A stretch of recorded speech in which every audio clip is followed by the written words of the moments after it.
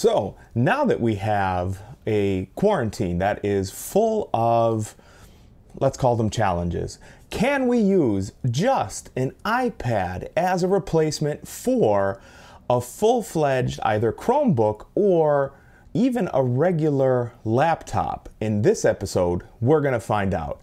Hey there, everybody. Welcome back to RVCCIS.info. I'll be your host for this episode and a couple more follow-up episodes on using an iPad as a laptop or especially a Chromebook replacement. Now, let me give you just the setup here for why it is that this is even just a part of our series.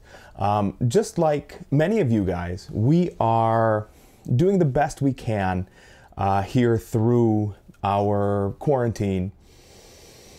Can we call it an experience? Let's be positive. Let's call it a quarantine experience. And part of that experience for me is having here my beautiful basement office, which on a 90-degree day like it is today is actually not so bad.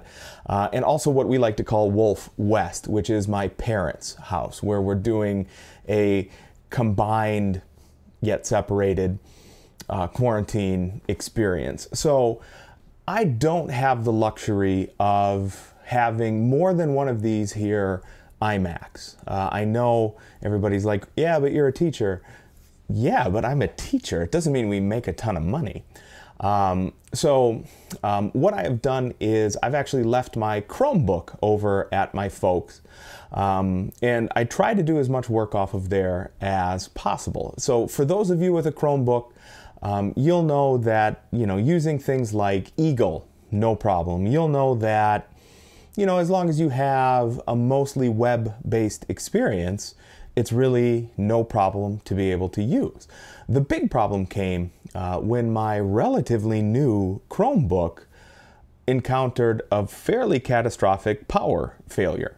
It turns out it was just the power brick, which Lenovo is actually sending out a new one, so that's not a huge deal. The only problem is I did not have with me a USB-C power brick that was capable enough of running and charging, because I had run the battery all the way out, running and charging the Lenovo Chromebook. And actually the only machine I had with me that day was this iPad mini. You'll notice it's mini.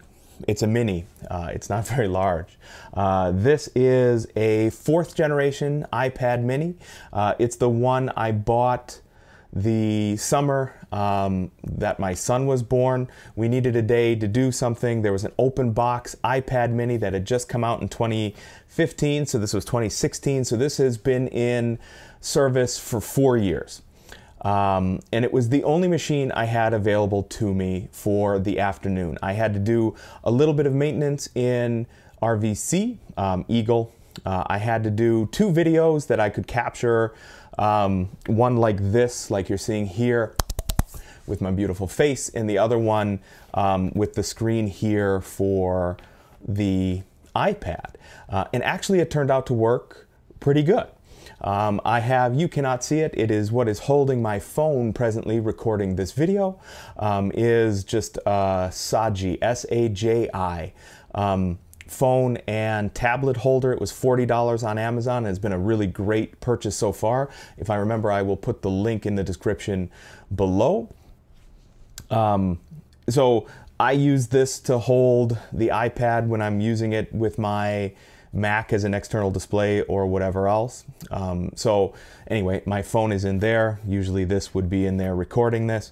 And essentially all I had to do to actually do maintenance with RVC Eagle, which up until this summer has always required a full desktop experience or a full Chrome browser on Chrome OS experience. And now it actually works here on an iPad. Not only was I able to do that, but I was actually able to edit a WordPress site right from this iPad, and I was able to edit actually a Squarespace site right from this iPad, all on that same day using only the iPad. And I will tell you the honest to button's truth, it was easier. This $11 Anchor Bluetooth keyboard. So I've had this for a number of years. I am kind of a cheapskate when it comes to maybe I'll use them, maybe I won't peripherals. So for the longest time, this was hooked up to our television because it sucks trying to type stuff in when you're searching on a TV. So this is where that has seen the most use. But now it's actually been connected to my iPad, and I've been getting a ton of work done using, honest to buttons, just these two things. A keypad, a Bluetooth keypad, and my iPad mini. So that got me thinking, what else can we do over the course of the next week using only an iPad mini as my primary machine? So this particular video is not being recorded with the iPad mini because you see it here. There's no magic there to be done.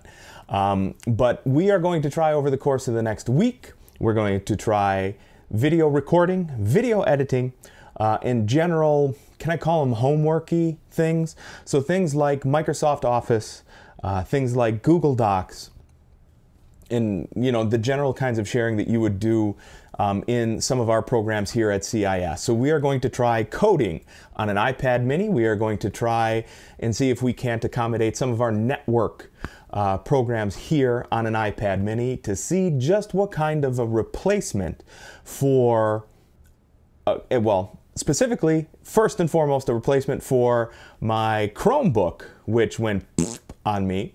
And then next, can you really use it for a semester's worth of work here at RVC? So stay tuned, because this is just the first of a series using this iPad mini. So you can extrapolate this to iPads. We'll have a bunch of content here related to it. So help us out. Let us know what you would like to see in our testing here. So go ahead and leave us a comment below. If you like the content you've been seeing, or if you dislike the content that you've been seeing, hit subscribe and let me know down there too. Do you want the rest of the CIS faculty back? I know I do. So we'll see what we can do about that. So stay tuned for more future episodes. Please, again, hit that subscribe and like button to let us know. You're out there, comment below and let us know what kinds of crazy things you'd like to see we can do or cannot do, as well using an iPad mini. And as always, stay safe and stay sane out there, everybody.